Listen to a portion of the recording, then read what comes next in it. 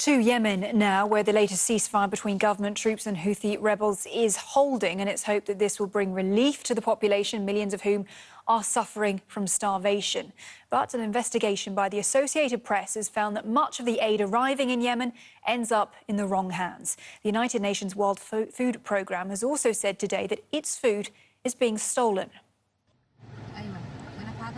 Goods on sale at a market in Yemen.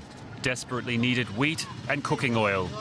A closer inspection shows these products come from the United Nations World Food Programme and charity groups, aid that should have been given away. After nearly 4 years of war, more than half of Yemen's 29 million people aren't getting enough food. We came here, they wrote down our names, but they didn't give us anything. They gave to other people, but nothing to us. They left us without anything. Large volumes of aid have been flowing into Yemen. Donors sent more than $4 billion worth in 2018. But the UN says it can only track 20% of the deliveries. Observers say Houthi rebels are blocking or diverting aid. Some of the food goes to their own troops or is sold on the black market. This aid is not present on the ground. It has no direct impact.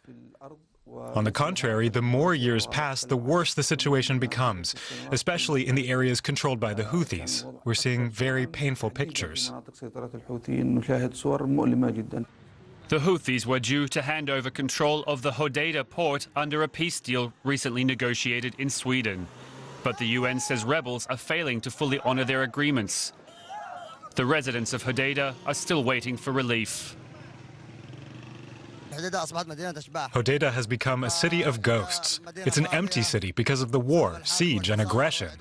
Prices have become very high in a crazy way. Buying and selling has become difficult.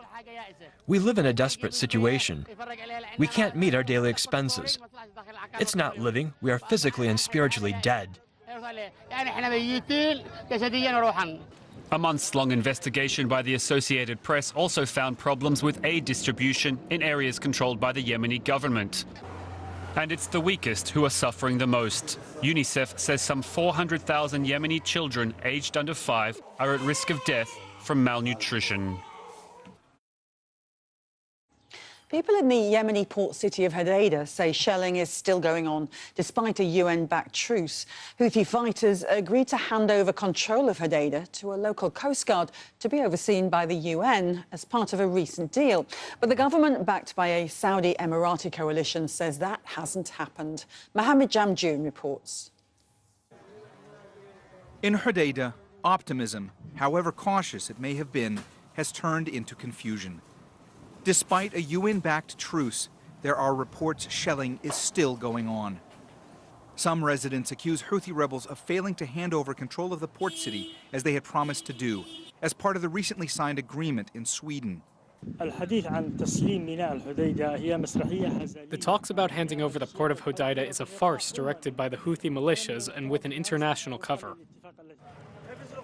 On Saturday, video emerged showing some Houthi rebels who've controlled the port for much of the almost 4-year conflict, boarding trucks and departing.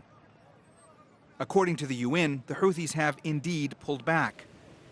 By the next day, others said that was simply not the case. The Houthi rebels claimed yesterday that they handed over the port, but they have not done so. They have not delivered anything.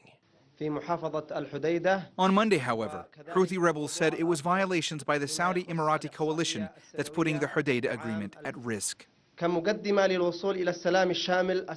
We are adamant to continue to comply with what we have signed, with the aim of establishing long and just peace. Those who are attempting to cause a failure to the agreement are willing for the war to continue, and the plight of the Yemeni people to continue. As part of the UN-supported agreement, Houthi rebels, backed by Iran, and Yemen's government, supported by a coalition led by Saudi Arabia and the United Arab Emirates, also agreed to uphold a ceasefire in the city.